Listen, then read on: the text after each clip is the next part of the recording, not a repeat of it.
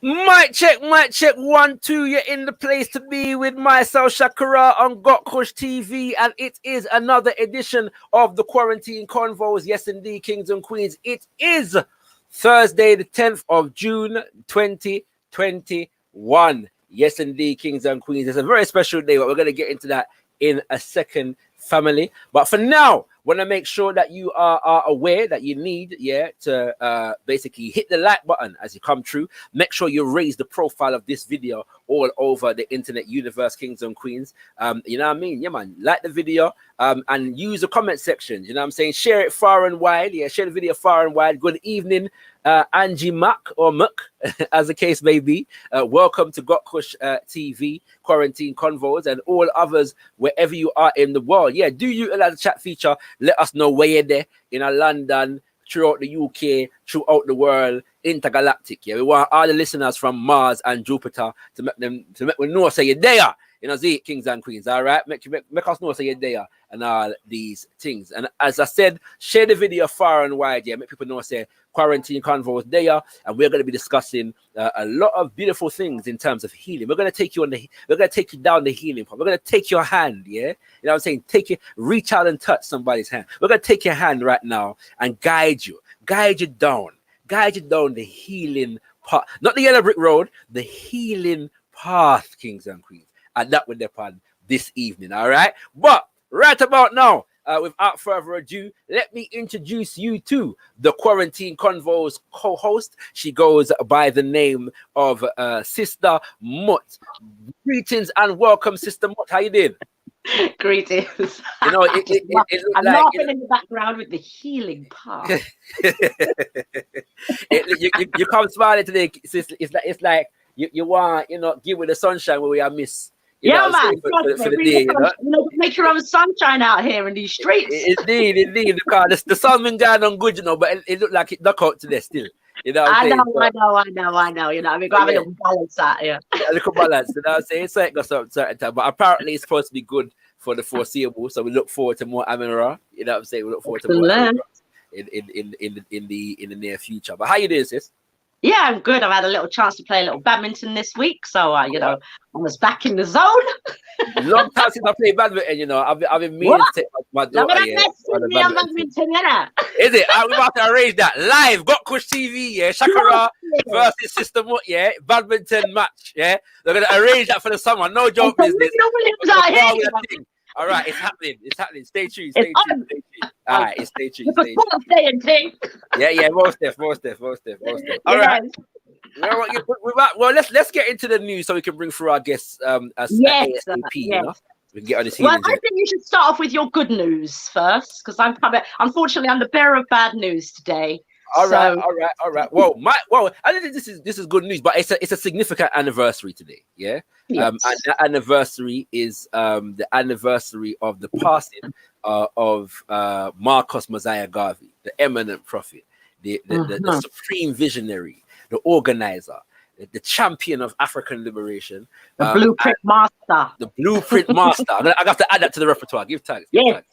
You know what I'm saying? Because and it's significant, obviously. So this is 1940, the 10th of June, 1940 is when he passed. And why is it significant? Well, in African tradition, we don't just mourn when it comes to passing. We celebrate life because we don't. The concept of death is not even the same as it is in Western culture.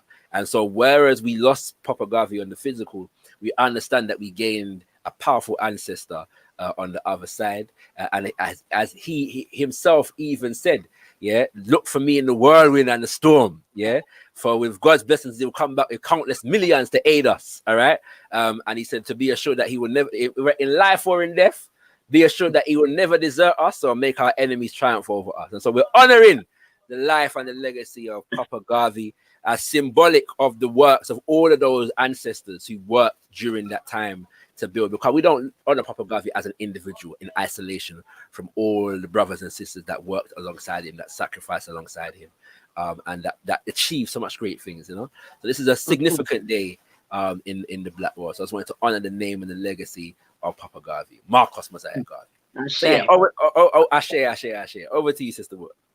Okay, well, as some people will know in the UK and across the waters, and here they are now authorizing the vaccine, for 12 and 15-year-olds, to 12 to 15-year-olds. In parts of Europe, though, they're going below that age, so it's going to get peak out here. So just let people know, protect on a Just children. to ask this, it's not mandatory though, is it? It's optional, right? Well, for now. But if you know anything about the States, you know that they can't get into schools unless they've had particular vaccines anyway.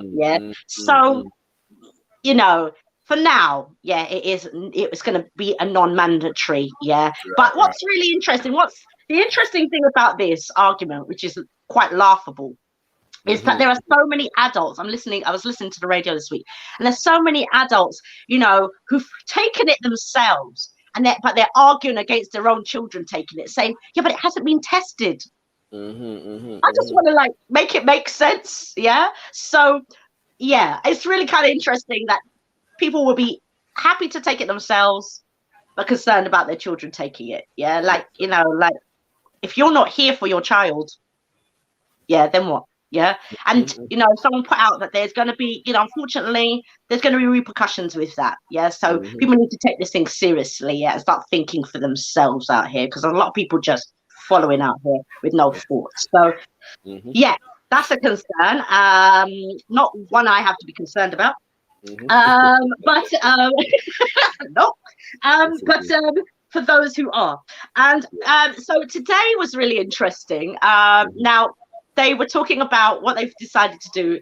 Now, all right, children go to the cinema and they watch a little this and they watch this, that Marvel and what have you. But what they're now looking at doing is, reducing the age of things like, swearing. So now they're going to start introducing swearing into, your children's shows. From, the 12s to the PGs to the youths. So be prepared to censor your children harshly. Very soon. Their argument is, okay, there was a little bit of swearing here and there in the 80s. I didn't even know until I had to remove E.T. One time. E.T.'s got swearing in it. Would you believe it? The children never swearing in the thing. And Back to the Future and those kinds of things. So they're saying, well, we used to have it. Parents are up in arms about it, which is interesting. And we all know that, it's all about breaking society and just, breaking the infrastructure of, a family and, destroying any authority that parents have out here. And then when the children start playing up in school and start copying the thing, they could say that the children them is bad breed. Do you know what, sis? I'll be honest here. I've been watching a lot of these cartoons over the last couple of decades, and enough of them are pretty adult, they got some adult films that say themes. Some themes, Enough of these cartoons. You watch them, you're like, rah! Is that what they really said? They're getting a little bit racy, or or the kind of, the relationship dynamics between boy and girl. People business like one in them cartoons. You stay there. So I'm seeing a big people business like one. All of that. Listen, you can't even put money on CBBS without them talking about Maxine now. You get me? I'm telling you, fam, it's a lot of stuff. So in a sense, the swearing is probably the least of our problems. I don't mean that to dismiss what you're saying, but I'm saying I know what you mean. It's the content, it's the themes. Right, just I'm saying that in that regard. Just add to the layer. Do you know what I mean? That would just cement the foolishness. That's what we're going to be doing right now. So just be prepared to censor your children hardcore. Do you know what I mean? Let them read. You know what I mean? Get them books out. That's all I know. And some bad news. A Brazilian woman, Kathleen Romeu, from Rio de Janeiro. She's a 24-year-old woman who was shot. And they are saying it was kind of if it was like a loose bullet, in the scheme of things. She's an influencer. She's quite well known. She was about 3 months pregnant. And there's uproar about that at the moment in Brazil, because we know from the conversation we had when we were talking about African liberation. We were talking about, if you haven't seen that show, go back and check that show out. And we're talking about Brazil and what's going on over there. Last night, however, I was listening to an interview which was really interesting and gave a little bit more of a larger picture on this whole shooting dynamic. And actually, what was said yesterday is that 15 women, pregnant women, had been shot and 18 had died. And maybe it's that this one had the headlines because she was well known. Amongst the other things that go on over there, last night they were speaking about sugar and the sugar cane. Just to put sugar in your coffee, they're using, the sugar depletes the soil. and then they know it depletes the soil. Once it's depleted the soil, they go off to indigenous, environments, peoples, and then replant the sugarcane and deplete the soils again. So yeah, it's difficult out there. And one of the things that they were saying last night, which was really disturbing, and it leads us into tonight as well and things. But every 23 minutes, a black man is killed violently in Brazil. Yeah. So that is some serious stats. Yeah. Yes, and yeah, difficult news, and difficult to swallow, that one. Yes. Well, like I said, I just want to reiterate for brothers and sisters to go down and check the conversation that we had, the African Liberation Day special that we did. We were able to speak to black people from around the diaspora, and we had a brother from Brazil that will give further context into the broader conditions and police brutality and so on and so forth. So please do that. Yes, yeah. Thank you for making us aware of that, Sister Mort. And to complement that, I do want to send a shout out and some strength to the brothers and sisters from Birmingham who had a visual for Brother Dejan Reed on Friday. It was very well attended, and brothers and sisters from London actually traveled up, namely many others, but including the brothers and sisters from Forever Family, to interact with the community up there and thing. And so I do, in the midst of that tragedy, I do want to send strength to the community that is trying to come together to look at things and acknowledge the show of inter-community city support that is being demonstrated in our Black community in the UK. So shout out to all the brothers and sisters and to the family of Dejan Reed also. I also, just to wrap up quickly, we know that there's been some calls for reparations in relation to what's taken place in Namibia as perpetrated by Germany during World War I. For those who don't know, Google Shark Island and the concentration camps that the Germans had off the coast of Southwest Africa and in Namibia, whereby they brutalized the Nama and the Herero people of the nation that is currently now known as Namibia, and like massacred them to the tune of hundreds of thousands. Many of the scholars of those who were killed are over there in Germany right about now because they were doing all kind of experimentation and had them all like kind of museums, all kind of stupidness, right? But Germany recently acknowledged its sins, right? And is talking about recompense to Namibia to the tune of through what they're calling development aid. Yeah. Now we don't want to get too excited about this. Firstly, because they have totally excluded the leaders of the traditional leaders of the Nama and the Herero people in Namibia from the negotiations and this process. They've only been talking to the neo-colonial government of Namibia itself, which is ridiculous. And also, this is really a play to get because China is investing in Africa. And China's claim to fame is that we will not colonize you. We never colonized you. So a lot of these European nations are trying to reform their image by acknowledging their colonial exploits and atrocities without actually apologizing so that they can protect themselves from criminal charges. Yeah. And so they're coming in the name of development aid rather than reparations, and they're not apologizing so that they can avoid African nations taking legal procedures against them, because in international law, an apology is an admission of guilt, and therefore you can be pursued. And so we want to see the game for what it is and not get too caught up in that. And finally, just want to say West Indies are currently playing cricket at the moment, and it's the first day of the first test against South Africa, and we're not doing too good. Yeah, we were bowled out for less than 100, but we've got one wicket against South Africa right about now, and they've only got 8 runs. So maybe we're going to do the same thing to them. We'll see, but we need some strength for the West Indies cricket team right about now. And with that, I'm going to hand over to Sister Book for the proverb, and we'll introduce our guest. Well, there's some good luck we need to send to them then. So okay, this proverb tonight, I chose it based on the work that the sister does, and all the work that she does really stems from the power of being able to look at ourselves. And so here goes. If you are filled with pride, then you will have no room for wisdom. And so with that, I want to introduce our guest. This sister I met I met her in March, actually, on a really excellent Zoom. It was Loving at a Lockdown. It was something like that, right? And it was really powerful. It's an interesting title, that is. it was all about, it wasn't just about love, it was all about different versions of love in terms of like relationships, self-love. And this sister did a fantastic session.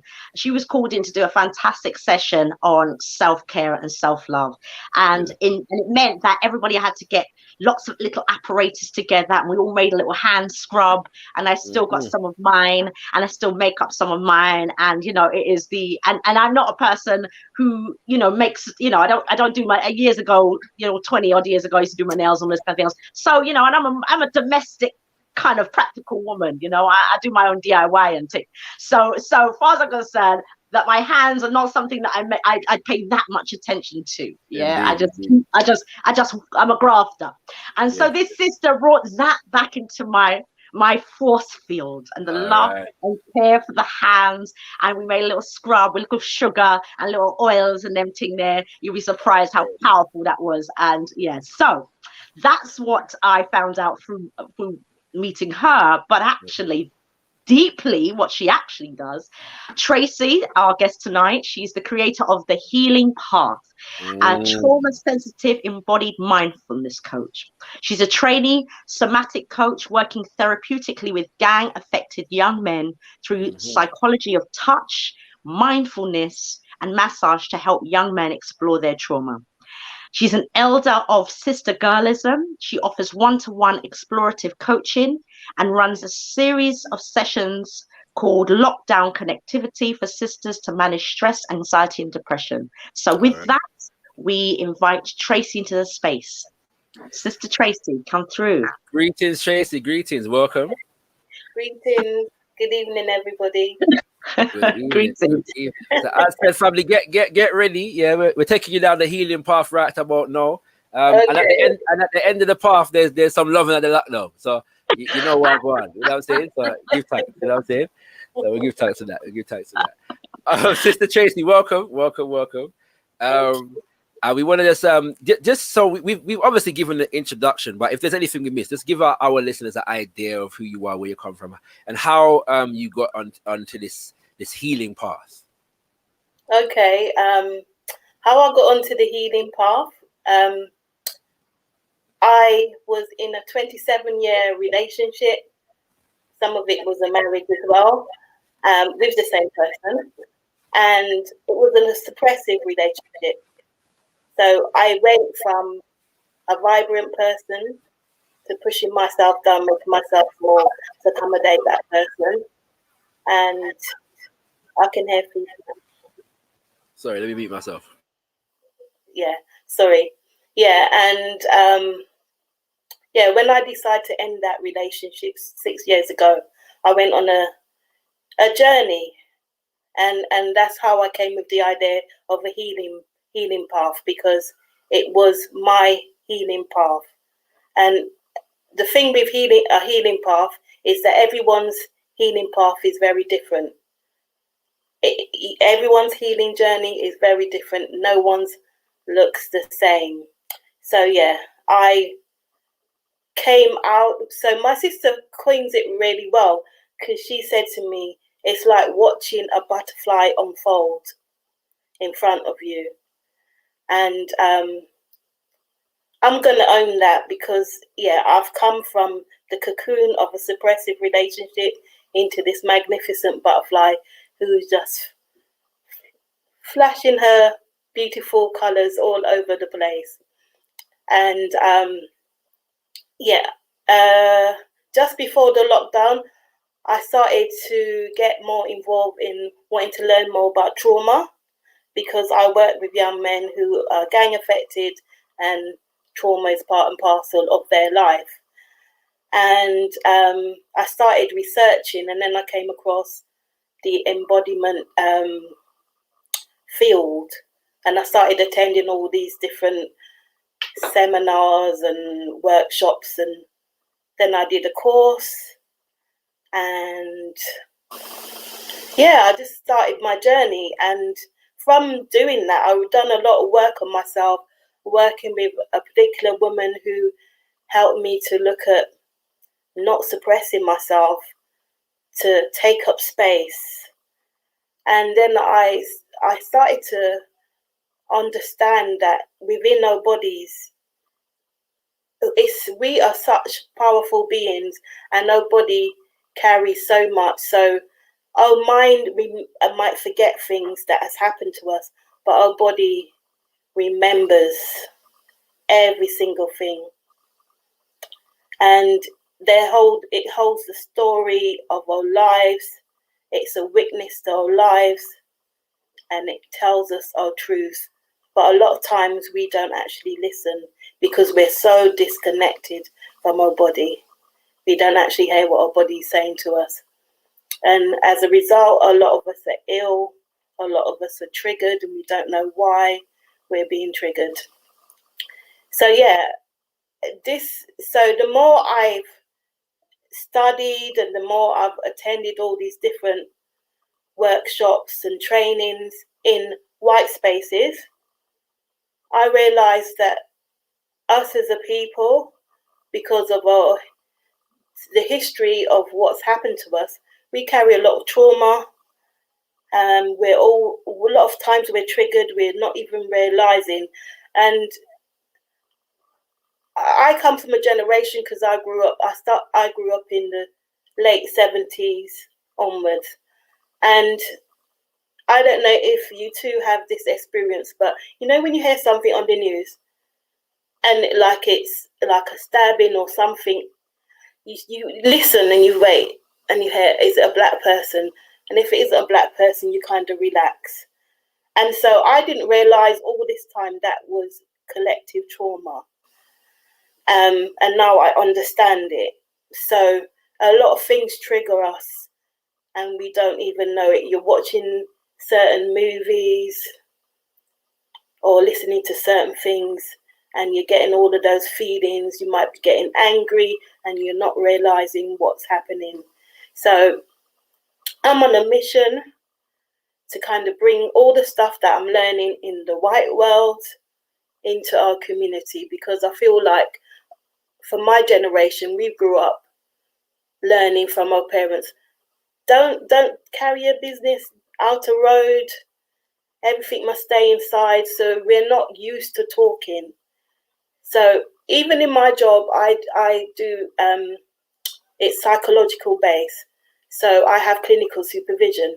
So I've learned how to speak, how to seek counseling, and that's something that we necessarily don't do. It's maybe our American cousins do it a little bit more, but Black British, if that's what we call ourselves, we're still behind. We need to kind of know that there's nothing wrong with it. There's nothing wrong with even saying you have mental health challenges, because we all have mental health in different forms, and it's not a shame. It's liberating to be able to go and seek help and talk to someone and get to understand what's going on.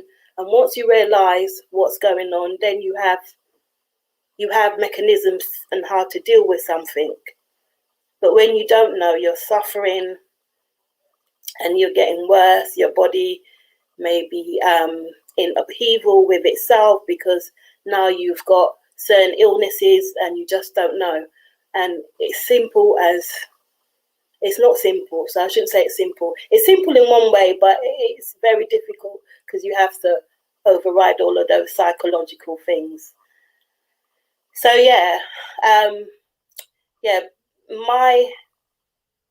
so I came up with the idea of the healing path, and originally it was for women like me who have been in suppressive relationships, and giving them a space to emerge as that butterfly and to celebrate that emergence, and not forgetting the women that are also still in those situations but aren't yet ready to leave for whatever reason. And of course those that have left, but I call them the casualties of life, because sometimes you leave a relationship and you're not flying your wings and spreading them. You're so broken and damaged that you need a lot of work and support and to be held. And so it was encompassing all of those aspects of coming from such a relationship. And then as I studied more, I just got a feeling that I want to do so much, because there's so much to explore. So even working with the young men, that's on your introduction. I'm a trainee somatic coach. So I've recently started that, and I'm actually absolutely enjoying that, because learning more and more knowledge of the body and learning tools on how to work with certain things that are present within the body. So by the time I'm finished, I'll be able to look at them. Just sorry, not to interrupt you, sis. Just define for people who may not be aware what a somatic coach is, because many people may not know what that is. Okay, a somatic coach. So it comes from the Greek word, although I haven't yet investigated, because anything they say is Greek, I always think it comes from Africa, and then they renamed it. But anyhow, yeah. So soma means body. So you make me laugh, sister. Yeah. So soma means it's a Greek word for body, and it's somatics is about connecting with the mind, body, and spirit, and going within the body and finding out. So all the feelings, all the things that impacted in your body that you haven't dealt with, that's helping someone to process those things and, I guess, be healed and move on. Is that a good enough explanation? That's perfect, sis. That's very good. Thank you. Yeah. So you so when you talk about somatic coaching and its use with you're using that process with the young men, so you engage with young men who are gang affected, right? So tell us a little bit about that. Okay, so this started from started working with them about 5 years ago, and it's a slow process, because we work in a way that it's co-produced, and also we go with the young men on their journey. We don't, like other organizations, they've got hard outcomes, and you have to have this done by that time. We don't have no outcomes. We take the slow space. So whenever the young person's ready. So started working with these young men, and then I thought, I make creams and I make oils, and wouldn't it be nice to connect with them? So I started to do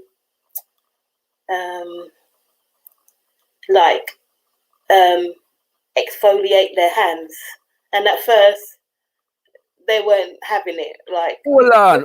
What you say? You give bad man manicure? What you deal with? Yes. Bad man take manicure, you know. What you talk about? Bad man. I know they weren't having it, but at the end of the day, they're as much as, because we work up to the age of 26, and most of them are like 17 plus. But at the end of the day, as much as they go like they're bad man, they're not bad man, because a lot of them are boys in their arrested development, and they still need that physical loving touch. The only time that they tend to get that loving touch, that nurturing touch that calms them, and all the beautiful healing, calming adrenalines that goes around your body, is either through physical, like rough play when they're fighting each other, or maybe fighting what they call their ops, which is their enemies for people that don't know, or sex. And usually when you hear the stories, the sex isn't very pleasant. It's rough, it's nasty as far as I'm concerned. I use the word inverted commas nasty. And so I wanted to restore that kind of normalizing and what you're saying is it lacks tenderness. What What I hear you saying is in the way that they are having intimacies and sex with each other, is that it lacks that tenderness. Yes, yes. Go ahead. Yeah, and so I wanted to introduce the touch back to them, to let them have the benefit of someone touching them in a way that's reassuring, it's comforting and nurturing. And so, yeah, we started doing the exfoliating, and then I'd give them a hand massage afterwards. And at first, people were curious, but they didn't want to do it. And then they started to queue up. So every session, I'll be inundated. And then it led to a head massage as well. And then it made it easy for me to talk to them.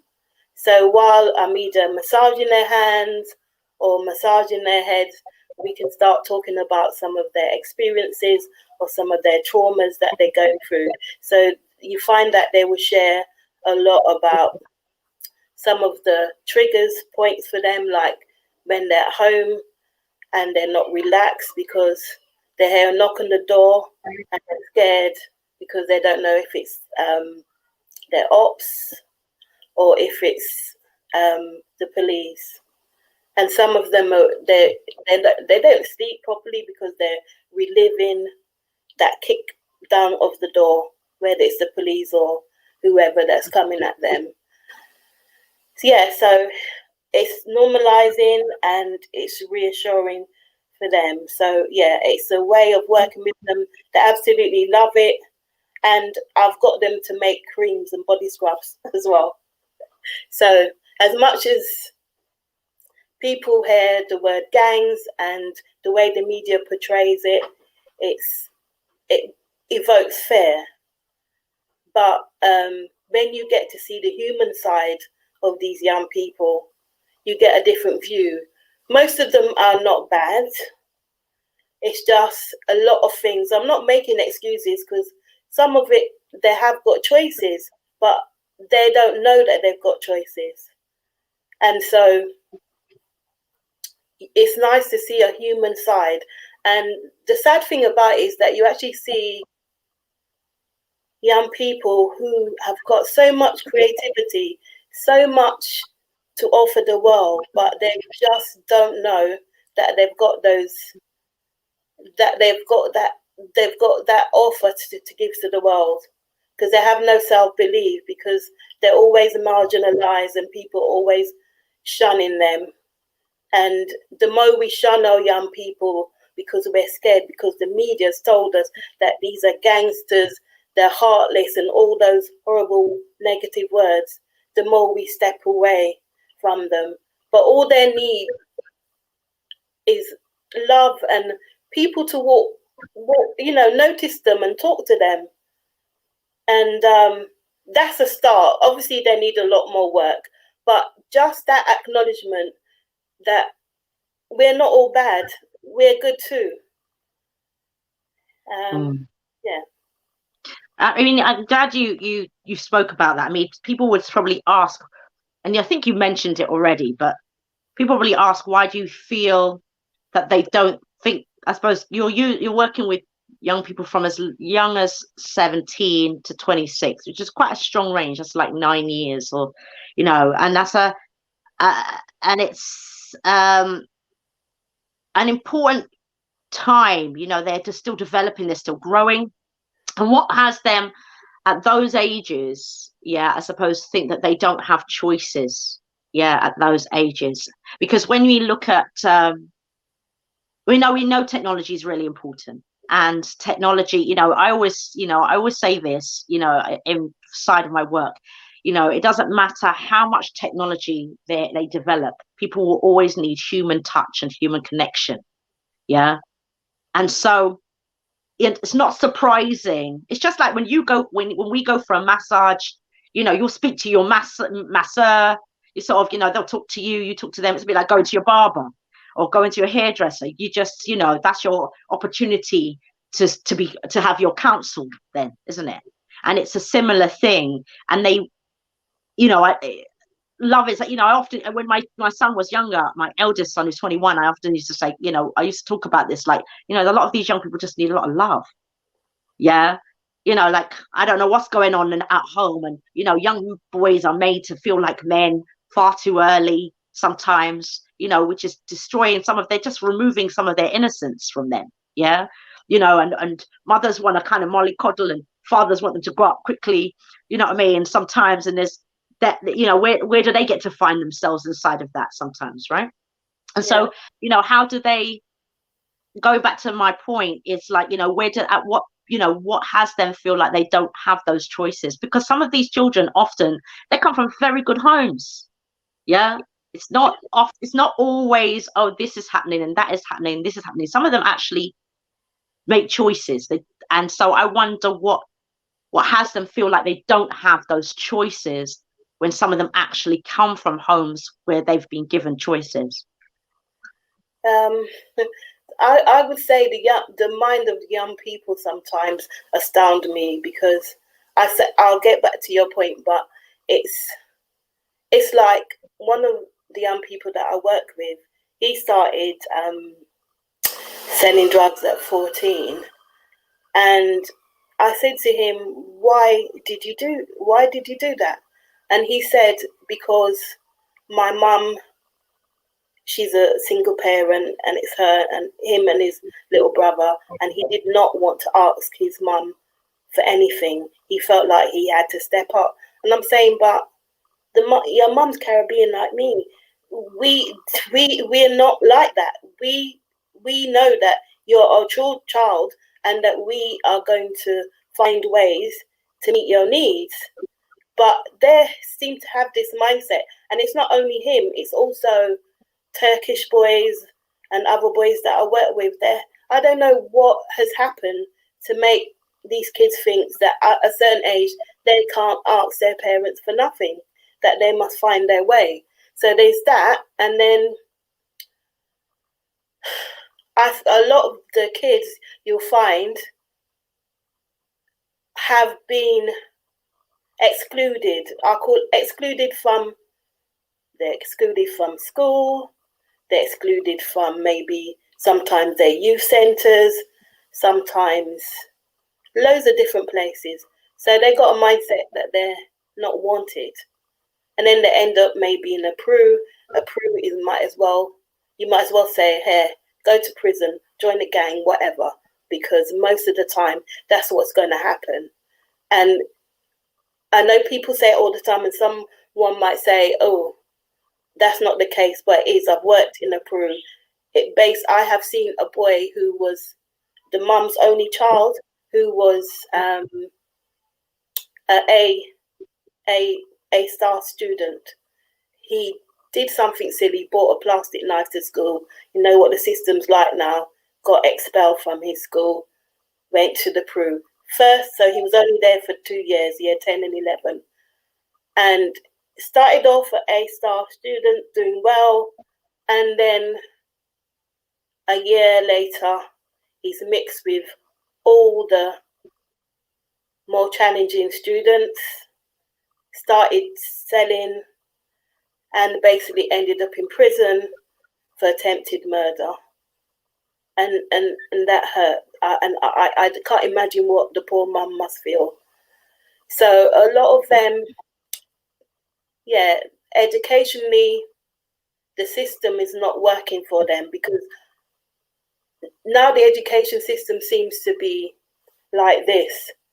Whereas before, a lot of teachers, I think they went into the system for as a vocation. A lot of it I can see, even from my children, is career climbing. And so the heart and the passion isn't necessarily there. And again, all these outcomes and targets and statistics, the teachers have to move so quickly to get to the next stage. And you're leaving kids behind because their learning needs are not being met.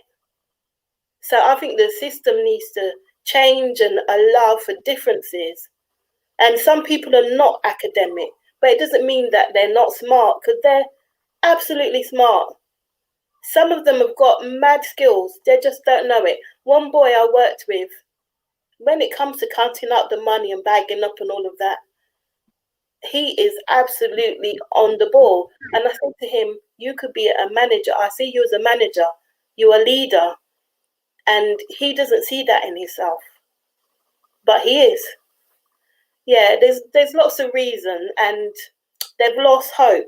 And then when you're dressed a certain way and you're living a certain lifestyle, the community shuns you. We was in a building, and the community wanted us out, and we had to find a new building. So all of that suggests to our young people straight away, you're not wanted. You can't be in the community. And these things feed back to them, and they're not stupid. We all can tell, even if nobody's verbalizing it, you pick up vibrations, and you know when someone don't like you or they're scared of you or whatever. And when that impacts on you mentally, it's going inside. And that's one of the reasons. Yeah, thank you for that. I mean, I think that's really comprehensive, and I it saddens me, and I often say, I mean, when my eldest was in school, I remember when reading a book, I think it was Gifted at Primary, Failing by Secondary. And I remember reading these books and talking about, lots when he was in school, Joanza Kunjufu's Conspiracy to Destroy Black Boys, all of those kinds of books. And one of the things that I remember, and that's part of my reason for even homeschooling now, like I don't even want my children to even go through that, where, they're cute and fluffy in primary, and as soon as they hit eye level, they become, the young boy becomes a threat to his teacher. Yeah, that's it. Everything changes. He's he's fine. He's like, he's 10 years old. He comes back in, he's 11 and he's this height. And now he's challenged, for his teachers. I think in secondary school, I was having this conversation only last week with a parent, and I urge more parents to do this. But one of the things I did when my eldest was in secondary is that, they were, part of the uniform. You see young people wearing, black jackets all the time, it's a complete phase. But actually, the school actually tells them that they have to wear blue or black jackets to school. Yeah. But my son was about 14 at the time, 14, 15 at the time. And I said, no, you're wearing a khaki jacket. Yeah. If your friends are wearing black, you're wearing blue. If you're wearing green, that's how I am anyway. If everybody's doing A, you're doing B. Yeah. Now, one of the things that I urge parents to do, and my son had a khaki jacket, and now he was getting detentions, and the school was saying to me, he's going to have to wear, the school colors, and this is the uniform. I just told them categorically that you can't guarantee my son's safety. Yeah. From mistaken identity. You're not in a position to do that. That's my job. Therefore, my son will not be wearing black, and he will not be wearing blue. He's wearing his khaki jacket. Tough. Yeah. And so they just had to swallow that. Yeah. And they said, well, he'll have to hold it or put it away. So, well, he can put it in his locker and what have you. But that is how it's going to go. Yeah. And I think I urge more parents to just go against the grain. Yeah. And explain it in that way, and, silence them, because I think, you can't, I haven't had that experience, and I don't want that experience, but I can't, you spoke about the mother who had the only one child. Yeah. So all your hopes and dreams go into that one child. And then your child is a top student. So, you poured a lot into that child to get to that point. And then the child doesn't, and school systems, I think it has a lot to do with these academies as well. I think the academy system is very different from the normal, the traditional school system. Yeah. Academies are breeding grounds for teachers to be, about you, when you talked about careers. Yeah. It's all about the career path. They've got high turnovers of staff, got 3-4 teachers a year for science, so there's no continuity of care. And I remember all of that having an impact, especially if you're, one teacher's really good, And the teacher and the students notice quickly, oh, that's a good teacher, that's not a good teacher, that's a good teacher, that's not a good teacher. Or, you know, and they experience when these academies go through this, what they don't realize is that these children are experiencing loss. Yeah, they're experiencing losses that everything was fine. Primary school, it's stable. And then secondary school, it's a whole different layer of instability. You've got a lot of different teachers as it stands. And then you may have 3 and 4 teachers for that one session, or we don't have a class today. I remember that. My son went through different schools, yeah, at one point, yeah. And he had a managed move at one point, you know, they were that close to expelling him, yeah. And it wasn't that and what's really interesting with a lot of these academies as well is, compared to traditional schools, is that they like to be very strict. They use this system. They use the behavioral point system, yeah, and at the same time they have very low level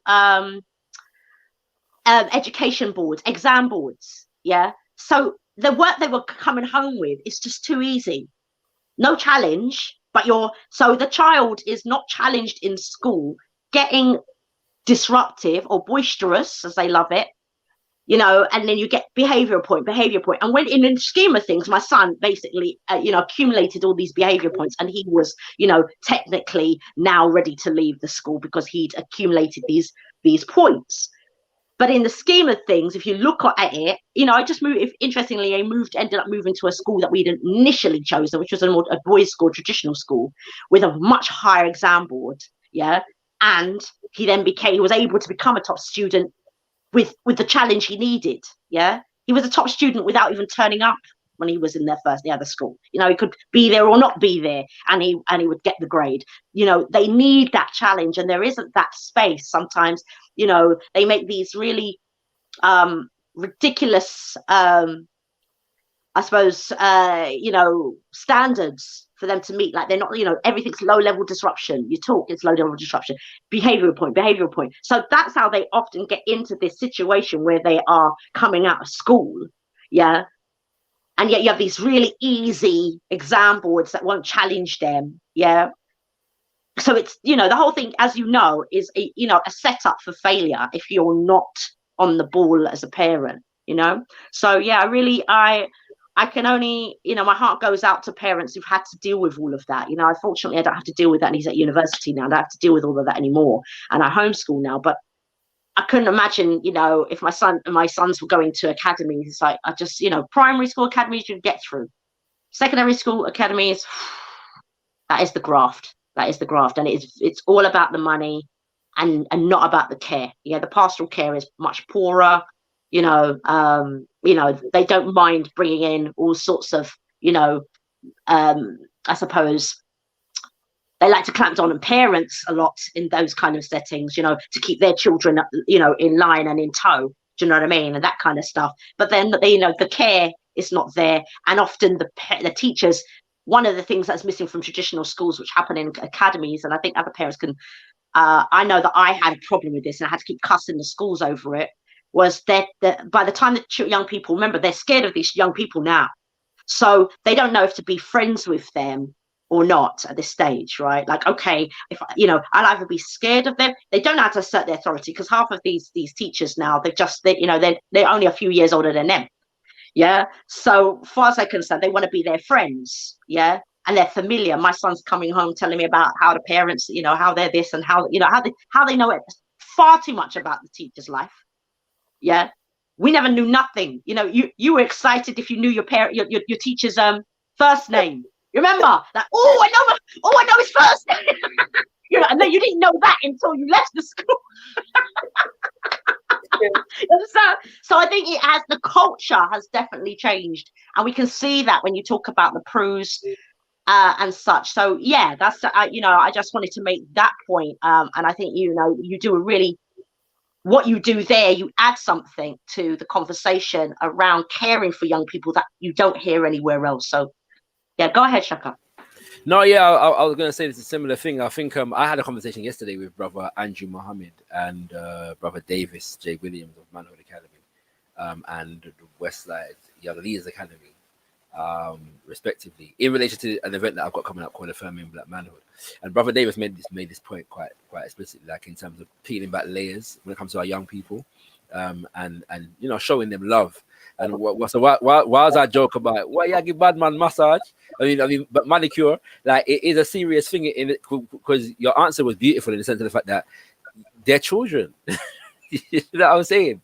They're children, and so I think that there's a lot that can be said for even the, you know, like with all the levels of aggression that they may manifest sometimes, to be able to respond to that with affection and with love. You know what I'm saying? And I think that there's something to be said for that. But in relation to what the both of you have just said, I wanted to ask you, because your bio says that you do work with professionals, right? It says you do experience in coaching staff in teams and individuals in explorative meditations. So I'm wondering if you've ever done any of that work with teachers in schools and that kind of things there. No, I wasn't equipped then. I wasn't even interested in this field. It'd be nice. I actually tried to get into my son's school, but an academy, and it seems like they don't want parents to. Oh no, the academy's lock it down, boy. Yeah, the academy's lock it down. It's a joke.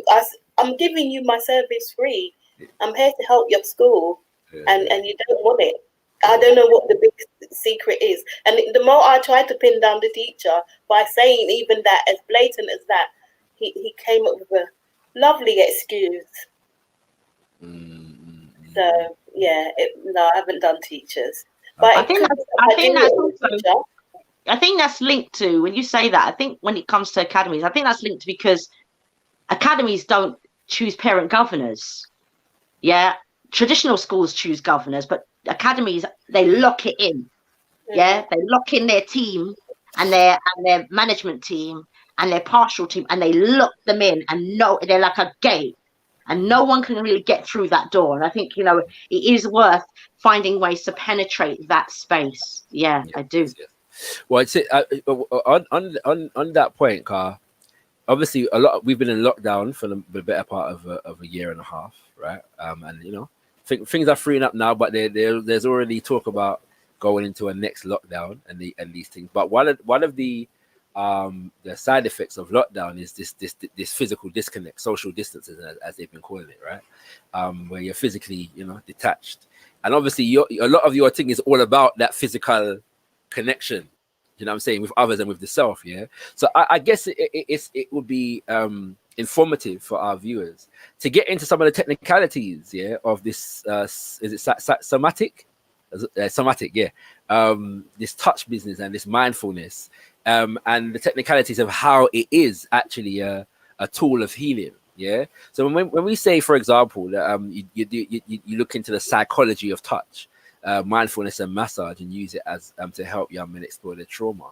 What is it about physical touch that enables us to be able to heal through it?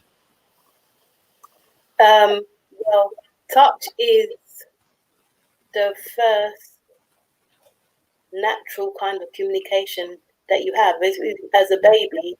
That's the first thing you receive, and it's soothing, it's calming. Hormones like oxytocin that goes around your body and relaxes you. Your skin's got loads of sensors, so it's a very healing, soothing thing, and it's ensuring. Oh, you finished? Sorry. Yeah. Okay. All right. Cool. No, sorry. It sounded like I thought my stopped you in your flow. Like if I was gonna say something. Sorry. All right. So and in that. Oh, there's an echo. Okay. Let me. I'm gonna mute whilst you're talking because it seems like I've got an echo going on. All right. But so in that respect, then, because I mean, I don't know how much you've explored the impact of the lockdown on our community and how that lack of touch has affected us in any way. But in general terms, if not specific, Are you able to speak on that? What a lack of physical connection, the impact that has on our minds or our mental health? Yeah, well, I can even speak from myself. I see, well, we're spirits. That's how I see us. We're spirits. This thing here is just a body that we live in. So we need connectivity. We cannot flourish if we don't connect. And so that in itself, where some people was isolated at home, and so they weren't seeing anybody. Maybe if they went out to the shop, if he was lucky, because some people weren't able to go out to the shop, and maybe they don't have many friends, or people weren't checking in on them, and you're isolated. Isolation is gonna make you feel depressed. You'd be stressed, anxiety, all of that sort of thing is gonna lead to. And it's a change from routine as well, because, like, for instance, I'm used to leaving my home, going to work, meeting with my young people, meeting with my colleagues, going out, enjoying myself. Say for my children, they had a routine at school. Now they weren't at school anymore. They're on a camera. Well, not on a camera. They're in a lesson that the teachers have got their cameras off. The students got their camera off, which I don't understand how you could teach anyone like that. So there's no connection there. And how do you learn? How do you flourish? For some people, they might not have a partner, or they might be seeking a relationship. All of that was locked off. And I know some people hooked up on all of those dating sites, but most of that's fake. Because I heard a lot of people complain, like, they were having what they call a good relationship. You've not met the person yet. I don't know how it's a relationship. And then as soon as the first lockdown was lifted, the person shifted.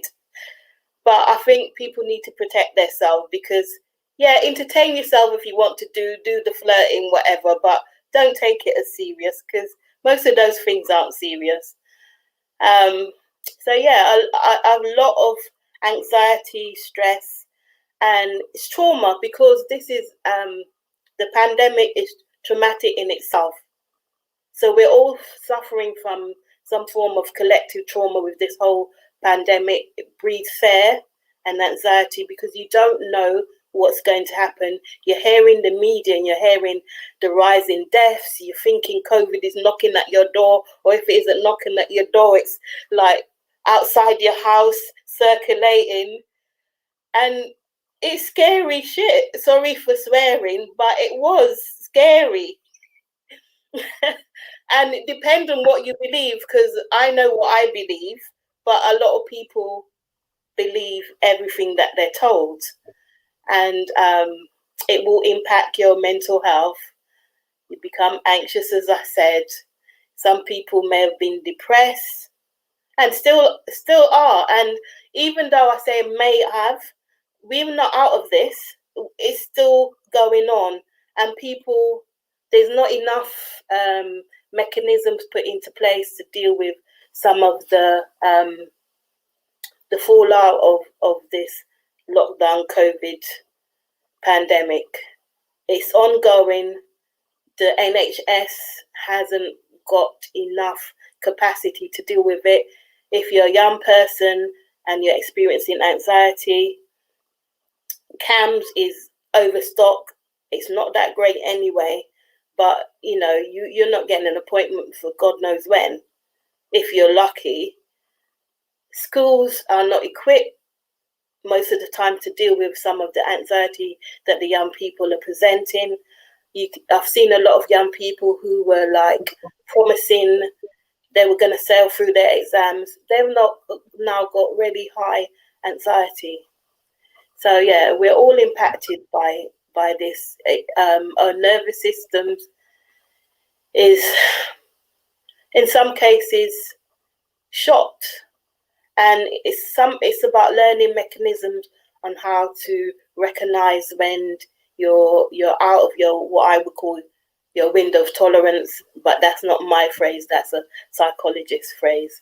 And this is when you're not coping and you're finding it difficult. You may have anxiety, and learning ways on how to bring yourself back into that window of tolerance where you can operate and feel like you're in control. And so things like breathing, things like meditation, things like even going for a walk into nature, observing nature, reading, watching, well, depending on what you're watching on TV, sometimes that can help. Dancing, even going into the mirror and smiling at yourself. It seems weird, but once you start smiling, it may even become a laugh. And that's like you're having a physical connection with yourself. So there's lots of tools that you can do to help regulate you back into feeling like you're in control. Beautiful. On that laughing point, just check out our previous conversation with Wholistic and Hilarious, on Quarantine Convos. You get to know a little bit more about laugh healing. I didn't hear you. Can't hear you. Oh, can I be heard? Yeah, I can hear you now. Okay. There's a little static there. There's a little static. That's what it is. All right. Is it gone? Sorry, family. I apologize. I'm not sure what's happening. But yeah.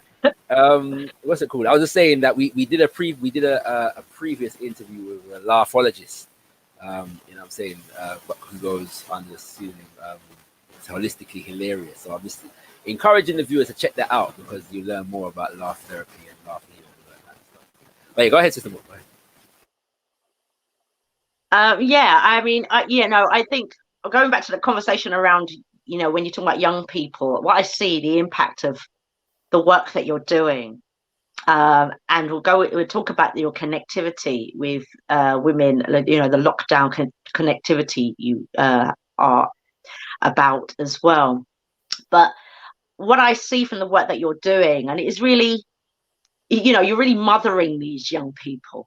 Yeah, you're really giving them a level of nurturing where not only will they learn the power of touch, you started off talking about how they have intimacy with each other and how it comes about for them. But, when you learn something like that, you can't unlearn it. Yeah. And that means that they can take that kind of experience into their relationships going forward. Yeah. Yeah, you've been able to impart something on them that, a real imprint, if you like, whereby that could potentially help shape how they operate in their relationships. They know that the world is, in the world of where they come from, that the world is against them. But, when they are in a relationship, that they can feel a level of safety. Yeah, and give. Yeah, you find a lot of these men. Years ago when I was moving with Roadman and them kind of thing there. Yeah, in my youth. Yes, confession is good for the soul. It's confession is good for the soul. Yeah. I know. As them say, I know. Come out, It's true. In my youth, but I found that those men often, those men who are very kind of like, very paranoid about this and this and that. You found that they were actually some of the most loving men, or some of the men who needed the most nurturing and the most connectedness. Yeah, because the outside world is hostile for them. Yeah, so I think that when you've got what you're helping to do is balance them out, if you like, and give them back something and put something back into them that a mother may not, in this day and time, a lot of mothers may not know how to massage, much less massage their own children, or think that they should be massaging their children. You understand what I'm saying? And so they don't know really how to, and touch their children in a way that doesn't feel awkward, if you like. And a lot of the young people today feel like, oh, I'm not hugging my mum. Yeah, depending on the age that they are. Yeah, so how do you bridge that gap? And I think the work that you're doing there allows them to receive, if you like. Yeah. So I think that's, it's a really powerful work that you're doing there. I really do. I really want to acknowledge that, because I don't know, they may not even know the impact of that. Yeah. But once you've had a massage, or even your the experience of having, giving me back my hands, yeah, that's forever with me. Yeah, because I massage with them, I do all sorts of their things with them, I look after the children with them, I wash up with them, I do so much with my hands. Yeah, I've always been hands-on. Yeah, so giving myself my hands back, like, they're mine. Leave me alone. That really is like, oh, that's a little moment for me. It's like just my little moment. And I don't know if realize the power of that, but I think the impact of that going forward for the future, going forward, even when they have their own children, how you massage your children's little baby feet and stuff like that, even those kinds of things, that's you're imparting something on them that will last with them a lifetime. Yeah, you can't even take that away from them. But yeah, I just wanted to just acknowledge you for that. Yeah, I would say it's like a oasis in a desert, because the desert for them is the fact that the trauma that they're living, they're always hypervigilant. And so it's not a nice place to be, because you never relax. You wake up in the morning, you're not sleeping well, because your ears are always pricked for whatever. You see them, they're always doing this, because they're looking to see who's coming. One, they're selling, and two, they've got their enemies as well, and never relax. And then they smoke a lot because it's a coping mechanism. So I would say having that that time just to be touched in a loving, calming, soothing way is like an oasis in the desert. And like you say, I don't know what, because they don't necessarily verbalize it. I know they like it and all of that, but you don't know what flower is being budded, and it will unfold and help them to move forward. So yeah, it's important for them, and it's part of caring and showing up for them and letting them know that they're being held in mind. Absolutely. So going back to the conversation that Shakara was talking about the lockdown, you also run a series of sessions, lockdown connectivity, for sisters to manage stress, anxiety, and depression. Tell us a little bit about that. Okay, so normally, the first one was called Lockdown Connectivity, and that was about connecting, what I said about us as spirits, and that we need to connect, because without that connection, I would say we're like a candle without a wick. So it's for women, and it's for women that either Black or mixed race, and it doesn't matter how old you are.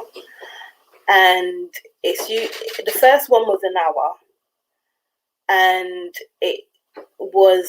I usually cover a different theme every week. So it might start off with doing a body scan, just to notice what's coming up within your body and exploring that, and like introducing the whole, what we're going to be doing.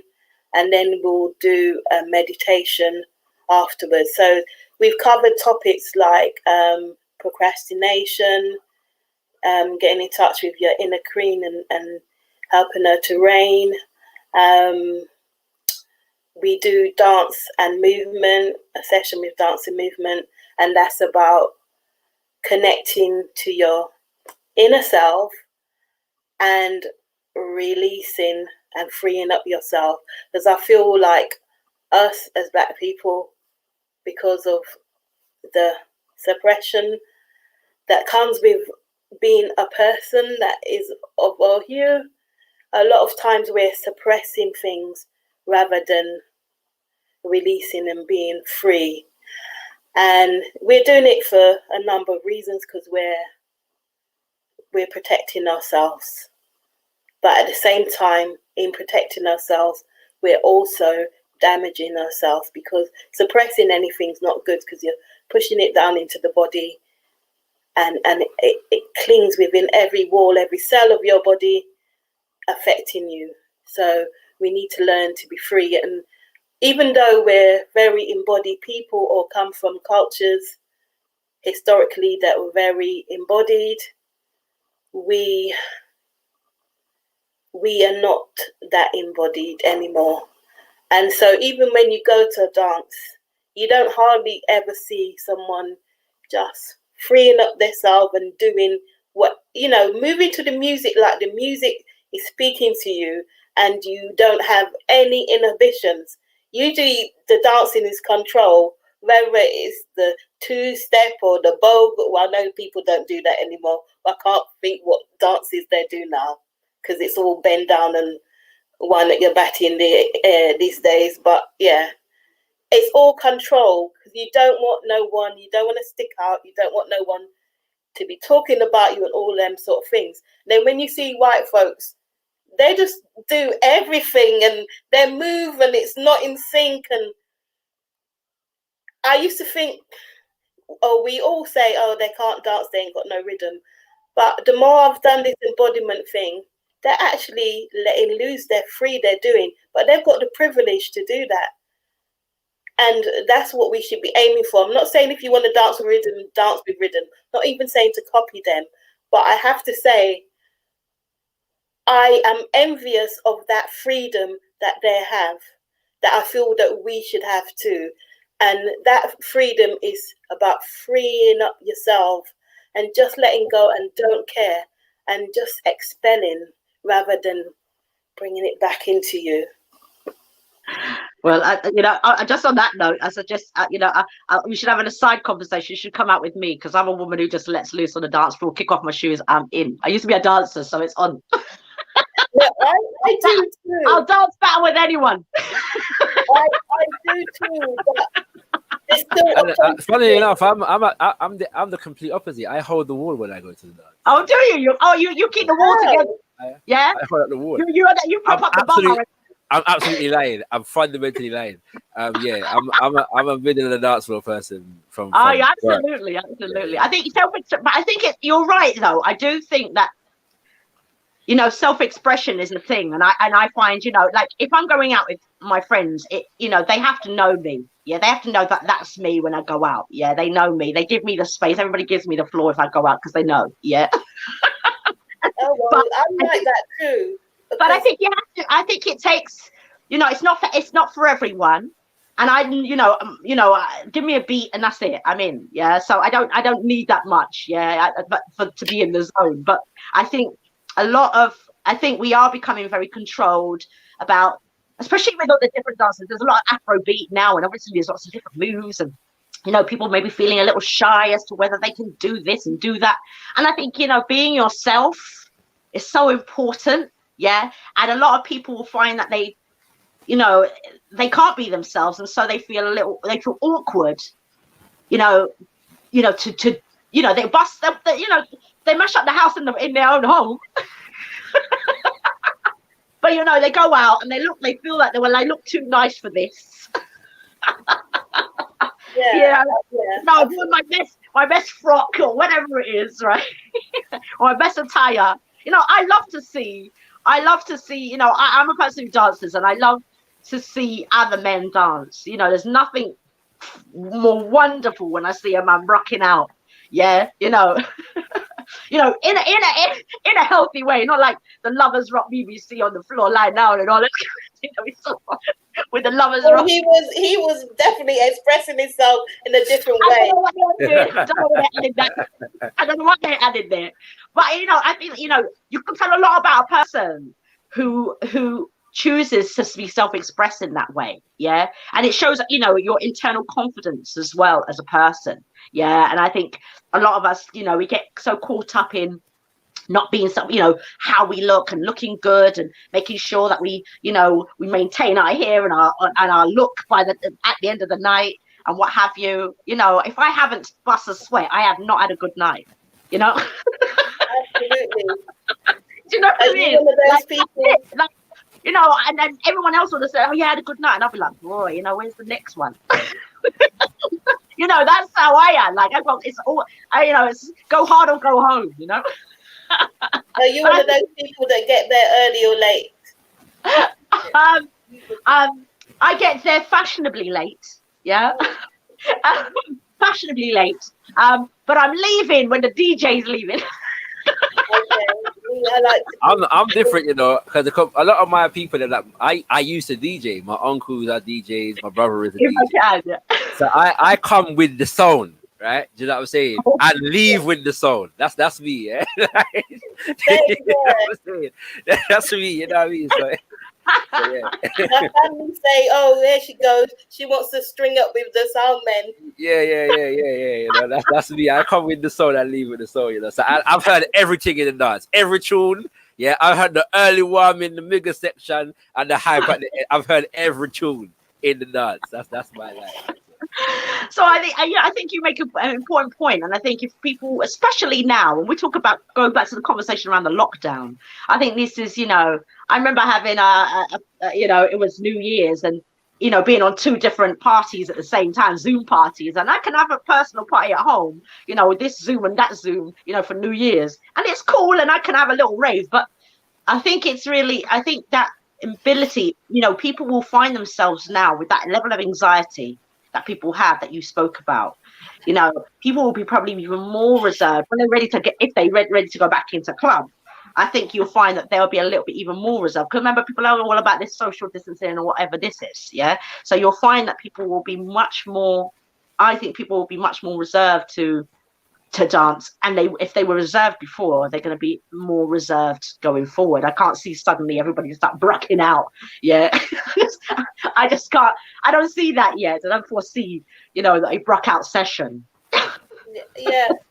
So I noticed on the sessions when we have done them that they're a big hit because we use like a bit of soca, a bit of ragga, a bit of rave grooves and Afro beats. So, and we tell people to bring their rags or their flags to as part of the thing.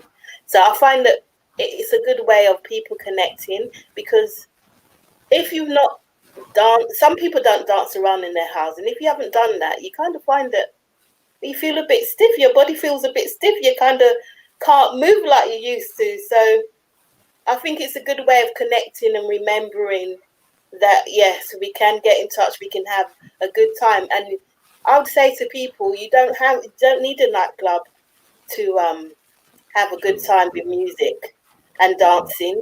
Do it in your house. I do it every weekend when I'm cleaning up. True. I want to point out something here. This is an important observation, right, from what was just said.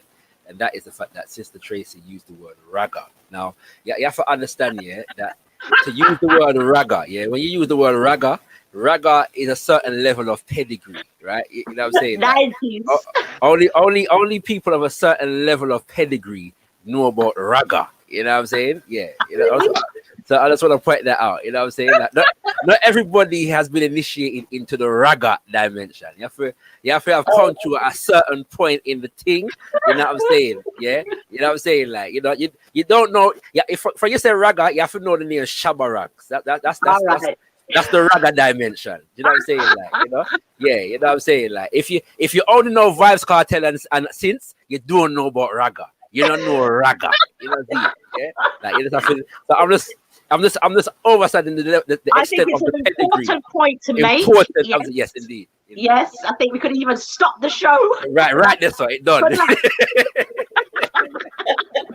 Well, I didn't know there was a different, but then I'm not a fan of Vibe Cartel and the modern dance hall. It doesn't seem to be.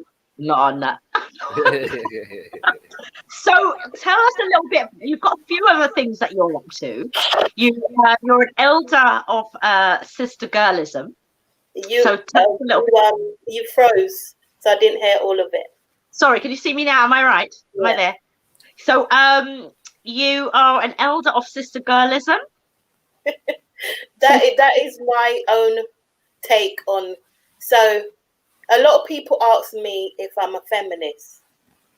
That's a dirty word to me. I am not a feminist. I don't hold with European constructs of what they call feminism. it means nothing to me. My thinking is, we as Black kings and queens, we've got enough things to be dealing with.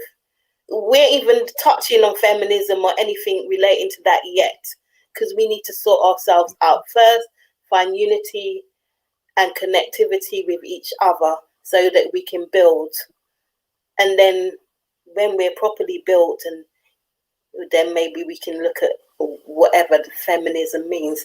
So I don't we don't need, well, I'll just say we just don't need it. It's theirs. Yeah. Feminism, like you're saying, it's a European construct. We didn't need feminism in our ancient, indigenous societies. Yeah. We were, there were matriarchs and, patriarchal systems and matriarchal systems. Yeah, they're different constructs. So, they keep your thing. Yeah, keep your thing. Carry on. Yeah, so sister girl. So then I used to call myself a womanist, and then I thought, you know what, I'm not. I am an elder. I will be considered an elder now. I champion and support women and girls all over the world, go globally. So that's, to me, that's my own coin. Sister girl, elder of sister girlism. So I'm embracing women and girls, and that's all it means. Got it. So you've got a few things that you are up to as well, some future things, Out of the Cocoon and Body Gossip. And so tell us a little bit about that, and the collective and ancestral trauma. So tell us a bit about those. Oh, so Out of the Cocoon is that's what I started off with, that idea of working with women from the cocoon, the suppressive relationship, into the magnificent butterfly. And that's about developing a blog as well, and a website. So the website is in process, but I'm building it myself, which I'm not very tech, so it's taking time. And the blog is in progress. So I haven't developed any individual workshops to work on that issue as yet, but I'm quite open to working with those issues. Body Gossip was my second offering of lockdown connectivity. So in lockdown connectivity, I did a session called Body Gossip, but then I thought, you know what, my whole aim is about connecting with the body and listening to what I call the gossip of the body. So instead of it being called lockdown connectivity now, it's called Body Gossip. And that's for women, and we cover different themes, starting off with maybe a discussion on the theme of the day, if it was procrastination. So I wrote a poem called The Story of Mary, and this is about a lady who, from a child, she said she was going to do things, but she kept putting if only in front of it, and it follows her through her life, and then she fulfills her dream, which was returning back home to the Caribbean, but unfortunately she was in a box and her family was fulfilling her wish. So it's about encouraging people to do instead of procrastinating, do and live, because this is not a rehearsal. This is a one chance we've got, and it's not trying to scare no one or traumatize them, but it's the actual truth. And it's about encouraging people to just overcome your fears and do. As I told you off camera, a couple of years ago, I would never put myself forward for this. No way. I would want to do it, and I would have spent a lot of time with the skills and knowledge that I have, but I'd let other people steal my light. But I don't do that anymore, because no, I've got something to offer. And I know as a child, I've always wanted to be, I'm not a Malcolm X, because I haven't got the power that he had. And that's not necessarily my calling, but I wanted to affect change within our community, because I love us. I love us so bad. I grew up in the 70s where you walk down the street, people will call you brother, sister, and you will look at each other and acknowledge. So when I see the young people walking and that one look leads to fight or death, it hurts my heart. So I've lost my thoughts now. So I just want us. I've lost my thoughts. Sorry. Well, we were talking about body gossip, and also you can go in if you like talk about the.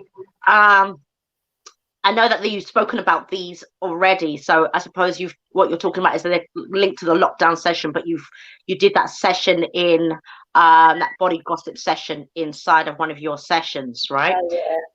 Yeah. I'm back on track. Yeah. So the procrastination is about encouraging people to do and not make yourself small. Be out there and do, because once you start doing, or once you find your passion, things start to align themselves. Because for me, things started to align themselves for me in a remarkable way. I can't even believe what's happened to me in the last 2 years, from doing a vision board that I didn't really believe in, but I just did it. And then looking at the end of 2020 and seeing that a lot of these things had happened, or more or less happened, or beginning. And then I thought, oh, I'm going to do one even before the 1st of January. And I did. And in the middle of January, so many different opportunities started to happen for me. I could not believe it. Like the course I'm doing now, I saw that advertised and I applied and everything. And I had an interview with the guy and he said to me, what would hinder you from doing this course? I said, well, it's a bit pricey because it's $4,000 and I haven't got $4,000, but I could pay in longer installments. And he goes, I don't want your money. I said, what? You don't want my money? He goes, no, I believe in what you're wanting to do. I'm gifting this to you. And I've had so many different gifts, so many opportunities. Even this is a gift.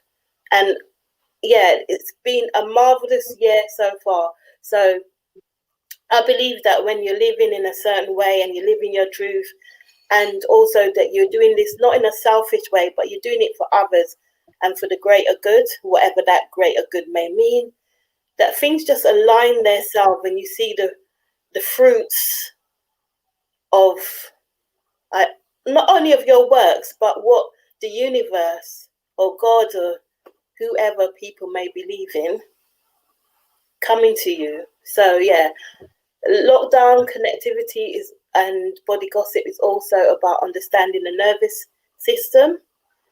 And I always say that once you know something, you're halfway there, and then you can put things in place to better yourself. So I'll do like a little presentation on the nervous system, and then I'll do teach people tools on how to regulate your nervous system so that you're calm and relaxed. And then we'll do an extended meditation.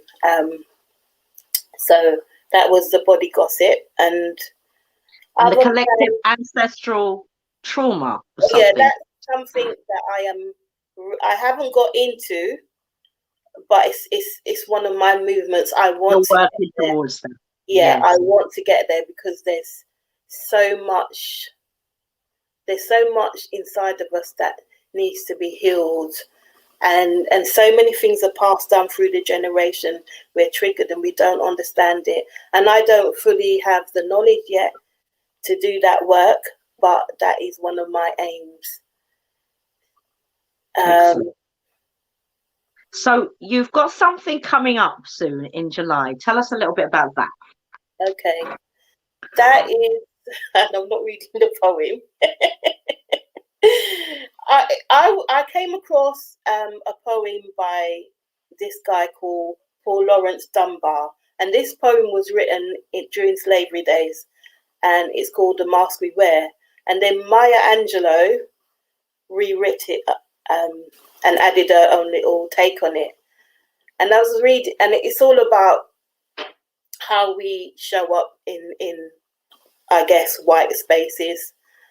And it made me think about that unconscious mask that we wear, which is a protective and a survival mechanism, but also at the same time, it's suppressive and stifling, because you're in certain places and you can't be your true self, even at work. So I've written a whole script on that will be used as prompts for the workshop, and it's about different narratives that Black women has shared with me, and some of them are my own. You know, like when you're at work and certain things are said, and you might want to react, or you don't react, or you get the microaggressions like that person because you've raised your voice a little, you're all of a sudden aggressive, and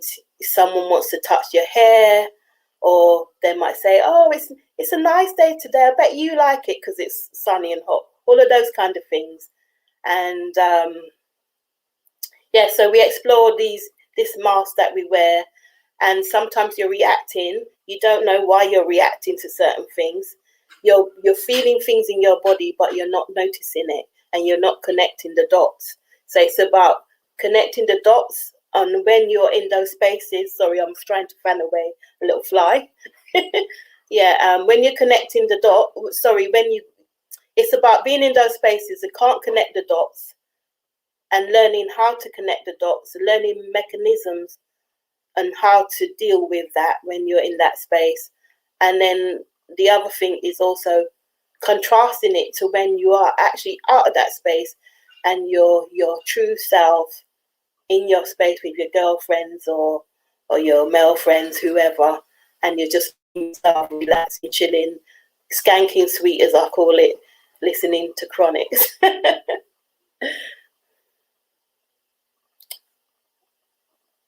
And go ahead, carry on. Another thing is, if there's any males out there that do similar work, that want to work with me, to work with all men, I'll be happy to do a collaboration, because that is also one of my dreams, is to work with the brothers as well. I came across, if I can find it, I came across this a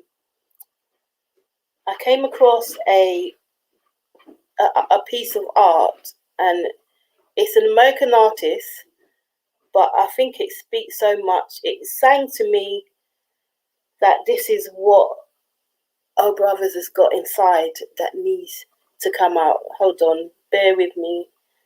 Oh gosh. While you're doing that, since I'll just send some love to the chat. Big up to Angie Mack, as I said before, to Shaka Abeng, Leah Salmon. I don't know how to. Grenada.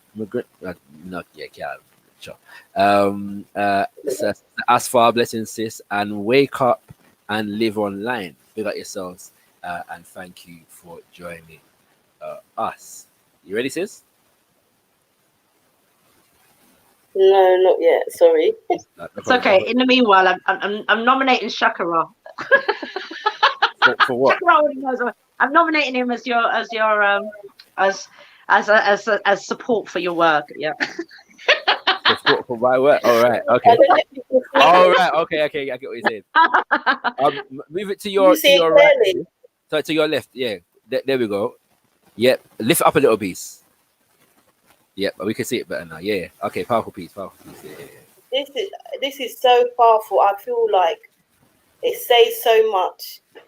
It could be triggering, and it's really deep.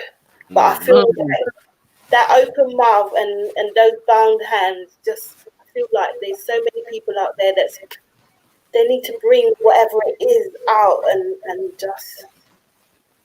Well, we need to connect you with Alima Faye, who worked with.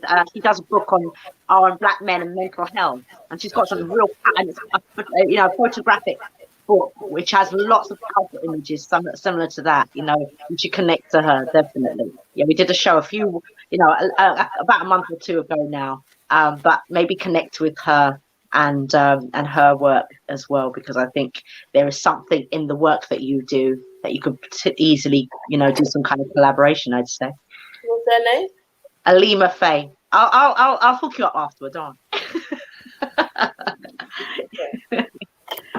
So yeah, I appreciate that. I think I think the work that you do has a real impact, yeah, and it's so necessary right now what you're doing. I really see the benefits of the different areas and the areas that you're going into, that you're going to develop. And it takes something, and it goes back to when I spoke earlier about the proverb about if you're filled with pride, it's like there's no room for wisdom.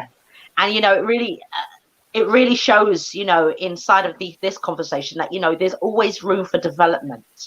Yeah, we never just made it, we never just arrived. Yeah, the wings that you've spoken about are always changing form, yeah, and growing. And so I think the work that you're doing and the journey that you're on and the journey that you are continue to be on is rewarding for you and rewarding for others and really impactful. And I think 5-10 years from now, your work is going to be very, very, very powerful. Yeah, and I think you're going to really see the impact of that. And by all means, while you're doing what you're doing, don't forget to measure it. Yeah, measure it, get your results, get your testimonials, measure your work, because I think the work that you're doing with young people, especially now with these different lockdowns, with males and females, yeah, but this and the connectivity and touch, yeah, the work around that, I think the work that you have to do, what we have to know, family, is that we're honored to have you in the space at this stage of your work. Yeah. And I think the work that, it can only get better. So thank you so much for coming on.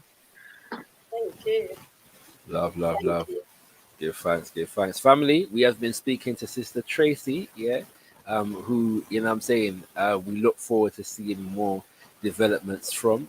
She's wearing many hats and is developing more as the case may be, kings and queens. So we look forward to seeing more in the realms of somatic therapy and sensitive embodiment mindfulness. Yeah, that all sounds very beautiful and very deep. So we want to thank you, my sister, for joining us, yeah, on Got Kush TV, and no doubt this is one of many instances where we'll be blessed with your presence on this platform. So thank you very, very much. Give thanks. Thank you. Yes, love, family. So that's been Sister Tracie. Anything? What before you go, sis? Anything? Any last things, Sister? Or good? Just to Actually, just any handles. Let me make sure. Contact. Yeah, so we got. You can keep in touch on Insta, Healing Path UK. Yeah, you can keep in touch via email, healing.path.uk@gmail.com, and join the Facebook group Healing Path Sister Queens. Yeah, and I'm assuming that's for women. So come through. Guys can join as well. I haven't got anything for guys at the moment, but I'm quite happy. I want to connect with all right. guys. Well, for now, man, them just going and basking in the sister them energy. You know what I'm saying? We can't just do that too. Just basking in them energy. All are welcome, because we're not separatists. We're not meant to be Indeed. separatists. We're all inclusive. That's all right. embracing, absolutely. Yes, just thank you, sis, again. I was privileged to for you to impact me in that space that you did, but you did it in about half an hour, maybe 45 minutes, that little session that you did the first time, and this is the impact of it. So everything is just beautiful and cyclical, so I give thanks for that. So thank you for impacting me and impacting others. Give thanks. All right. Thank you very much, sis. Thank you very much. So whilst I arrange my next manicure and pedicure, we want to give thanks to everybody that came through the session today. Much appreciated. We're arranging our guests for next week, so do stay tuned. We can't announce them yet because they're not quite sealed up, but we're hoping to deal with some very, very important recent issues. So do stay tuned for that. Once everything is sealed, we'll come to you with all the information. Yeah, man. Indeed. That's that. Yeah. So yeah, I love, you know, so how, you know, I know how this is for me. This is the heart work that I love so much, so deeply. So how was this session, you know, this for you? No, it's powerful. I've worked with young people most of my adult life. And there's always a need for more dimensions to that work. Yeah. I don't know if I've come across anybody that's doing like this kind of work with young people in that I think you're right. I think that's what's really powerful about it. Yeah. Yeah. So that's touched me, no pun intended, quite a bit. That's it cool. Quite a bit. And I thank the sister for that. And the fact that even in answer to my my little cheeky joke, that these are children, and that affirmation is just powerful. And a lot of us, we don't get to be children, and that's a big reason why a lot of what is taking place in our community is taking place. So I'm humbled by that work, So yeah, you know what I'm saying. Absolutely. Yep. Yeah. Okay. Right. Well.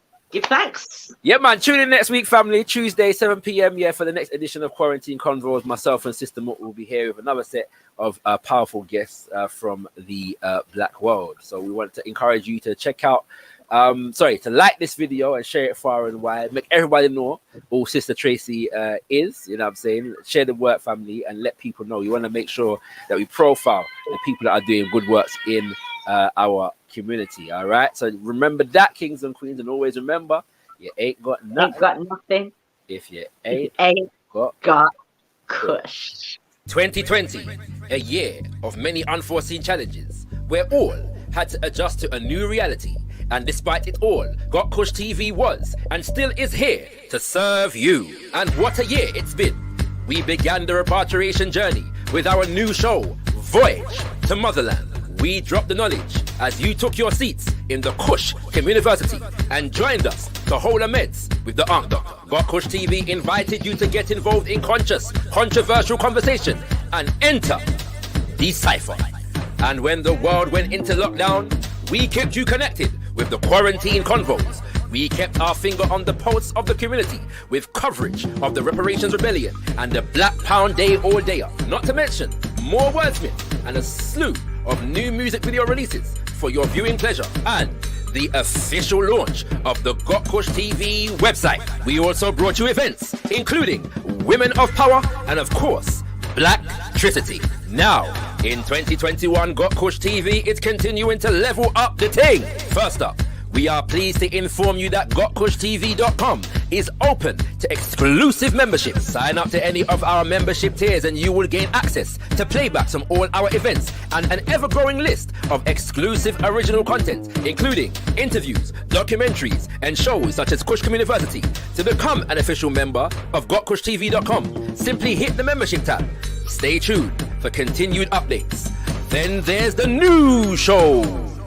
Look out for more Decipher, Wordsmith, Hold a Meds with the Ankh Doctor, and weekly episodes of Quarantine Convos focused on health, wellness, education, and inspiration for our community. As always, the Got Kush TV film team is available for hire to cover all your events, adverts, infomercials, and all filming needs. Visit us at gotkushtv.com for hire inquiries and more information.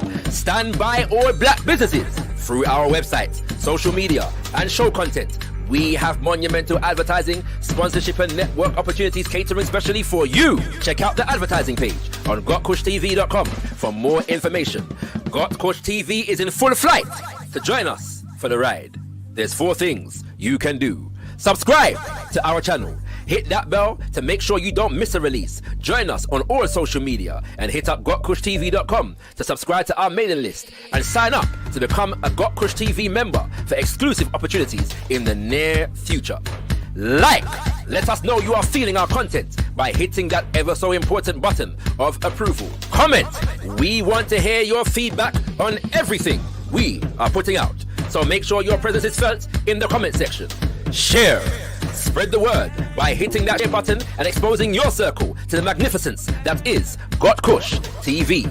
We are looking forward to building with you throughout 2021 and servicing you with high quality black media production.